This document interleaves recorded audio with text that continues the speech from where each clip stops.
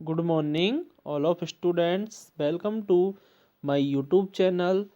तो students, previous lecture video में हमने स्टडी किया हमारा lesson number 17 stars and solar system, जिसके अंदर हमने एक टॉपिक जो था कैलेस्टियल ऑब्जेक्ट्स की कैलेस्टियल ऑब्जेक्ट्स क्या होते हैं कि जो भी हमारा मून है, सन है, स्टार्स हैं या फिर प्लैनेट जो भी हमें स्काई के अंदर दिखाई देते हैं, सीन होते हैं, उन सभी को हम कैलेस्टियल ऑब्जेक्ट खगोलीय पिंड कहते हैं। और खगोलीय पिंडों की स्टडी या जो फिनोमिना है उनके बारे में जानना क्या कहलाता था? एस्ट्रोनॉमी कहलाता था। ठीक है, इतना हम उसमें कल प्रीवियस लेक्चर में कवर कर चुके हैं। इसके आगे फिर हमने नेक्स्ट टॉपिक मून कवर किया था। मून के बारे में जाना कि जो बेटा मून होता है ये भी हमारा क्या होता है, एक कैलेस्टियल ऑब्जेक्ट्स के अंदर ही आता है, जिसकी अपनी खुद की कोई लाइट नहीं होती।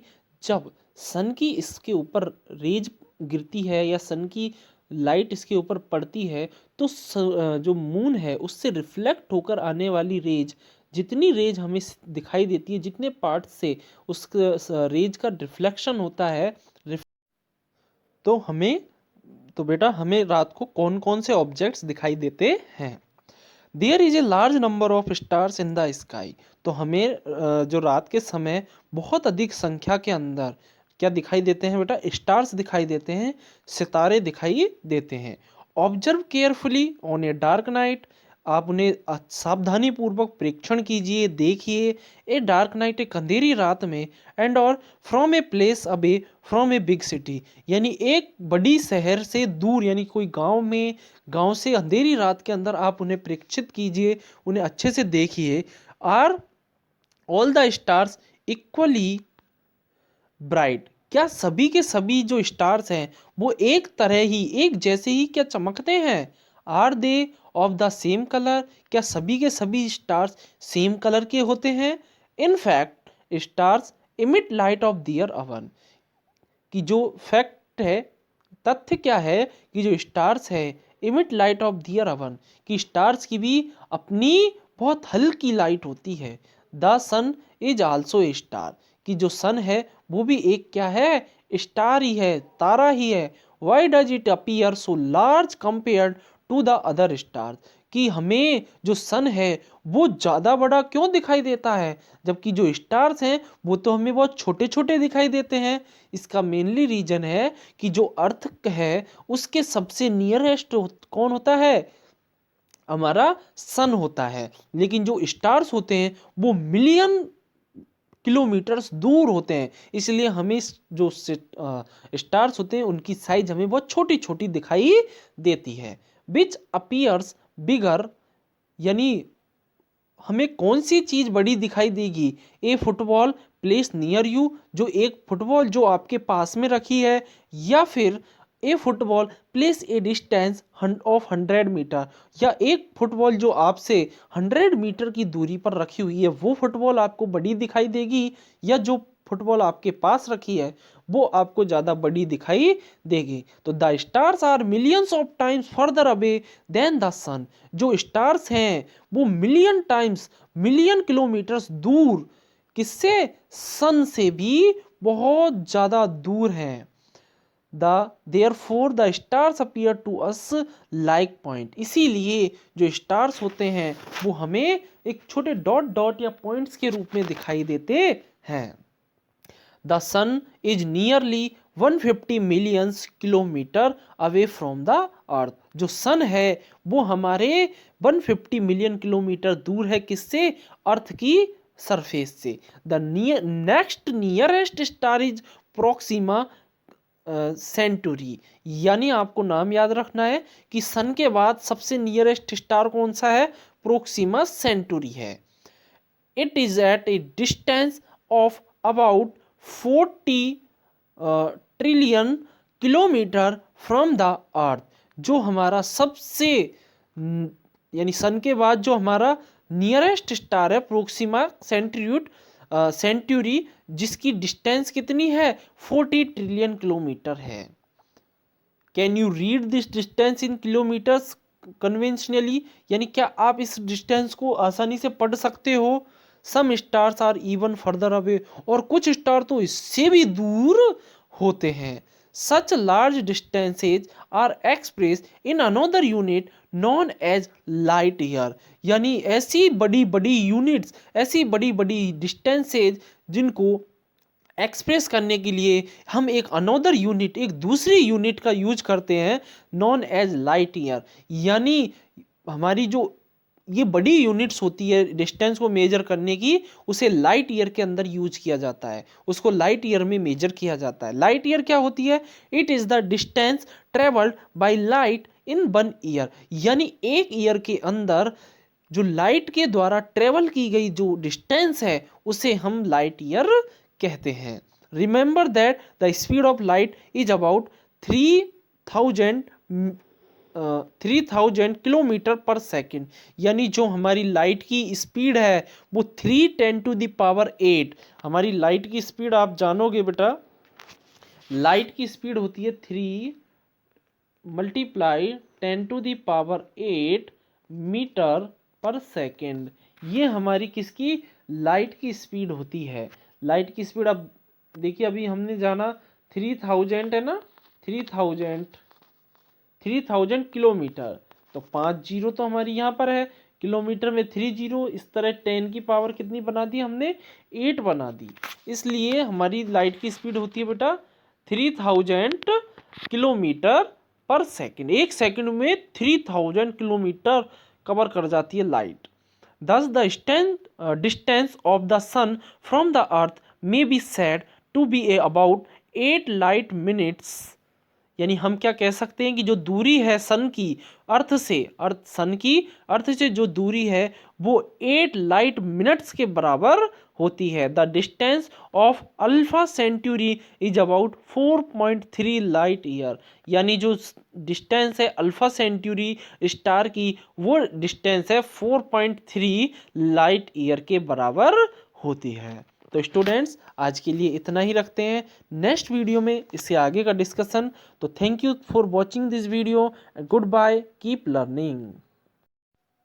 तो जितने पार्ट का बेटा रिफ्लेक्शन हमारे वहाँ से होता है उतना ही पार्ट हमें मून का दिखाई देता है। उसके बाद बेटा जब फिगर 17.5 में आप देखिए कि आपको एक ब्लैक पॉइंट दिख रहा है, इस ब्लैक पॉइंट यानी बिल्कुल न्यू मून डे है, बिल्कुल अमावस्या का दिन है, जिस दिन हमें बिल्कुल भी नॉट विजिबल होता है क्या? मून हमें इस दिन दिखाई नहीं देता है। इसके बाद एकम से लेकर इस मून की साइज में क्या होता चला जाता है? धीरे धीरे इंक्रीजमेंट होता है और अष्टम टू सप्तम या अष्टम डे पर ये हाफ मून में कन्वर्ट हो जाता है।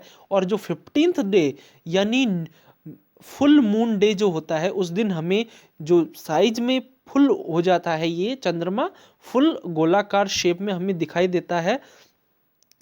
इसको हम बोलते हैं पूर्णिमा का दिन, इसको हिंदी में बोलते हैं पूर्णिमा। देन उस पूर्णिमा के बाद डे बाय डे इसकी साइज जो है वो बेटा डिक्रीज होना स्टार्ट हो जाती है।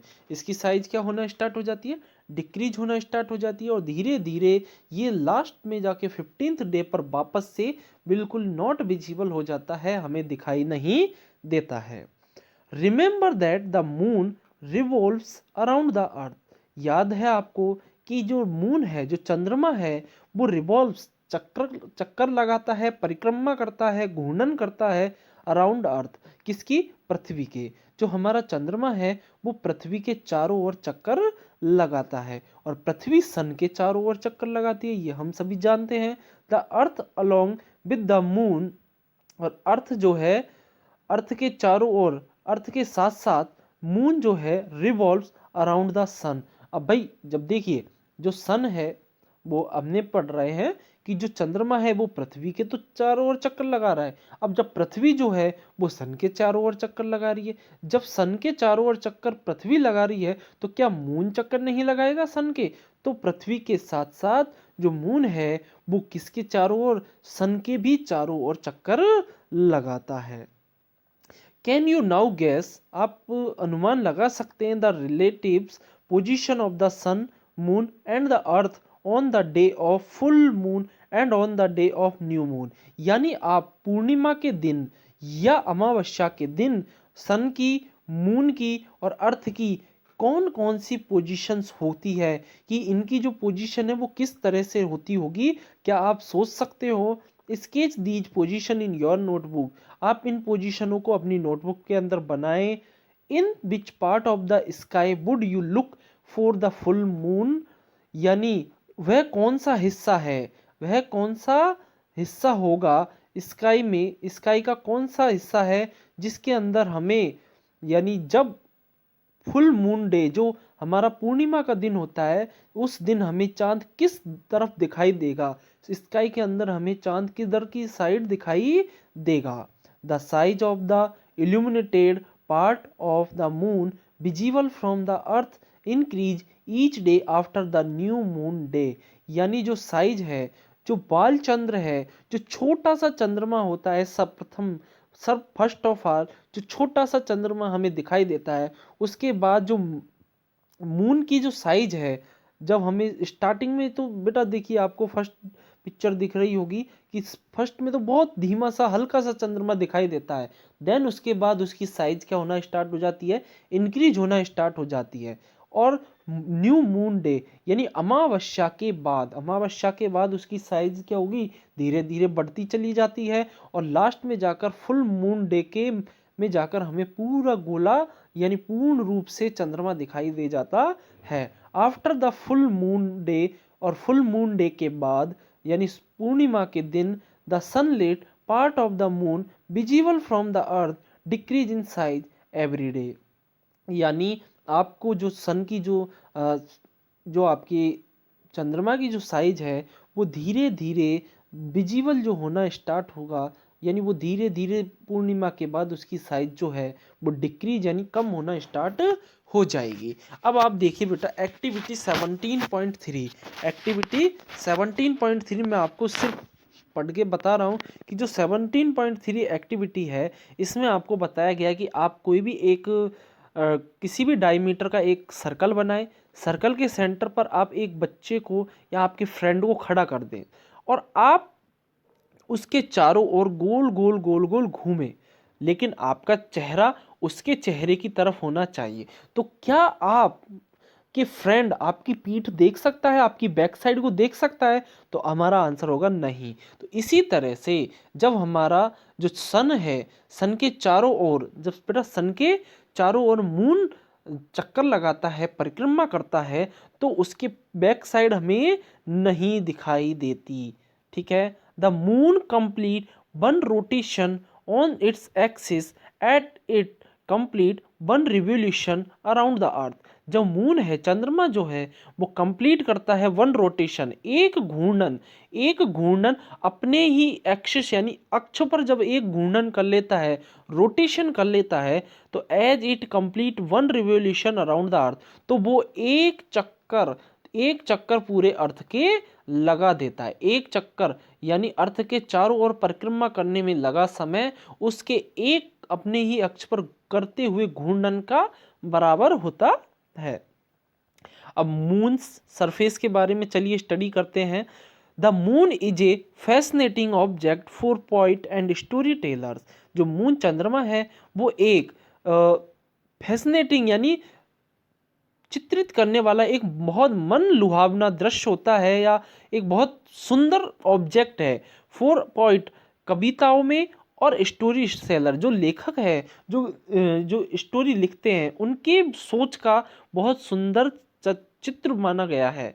बट लेकिन when astronauts landed on the moon, लेकिन जब एस्ट्रोनॉट जो अंतरिक्ष यात्री है जो लैंडेड ऑन द मून, जो चंद्रमा की सतह पर उतरे हैं, दे फाउंड, तो उन्होंने क्या पाया, the moon surface is dusty and Bahrain.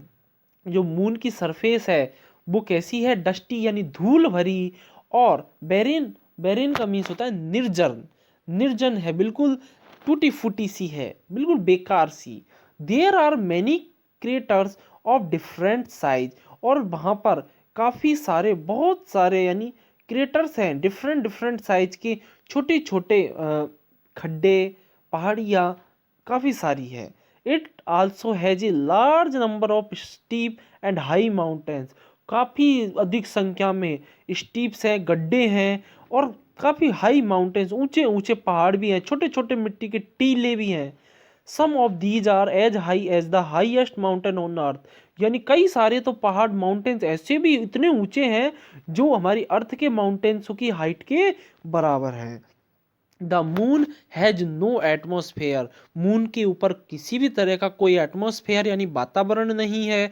It has no water, वहाँ पर किसी भी तरह का कोई पानी नहीं है। नो ऑक्सीजन, ऑक्सीजन नहीं है, यानी बिल्कुल वैक्यूम है, बिल्कुल एयर नहीं है, वैक्यूम है। यानी हम क्या कह सकते हैं कि हमारी लाइफ मून के ऊपर, चंद्रमा के ऊपर बिल्कुल पॉसिबल नहीं है।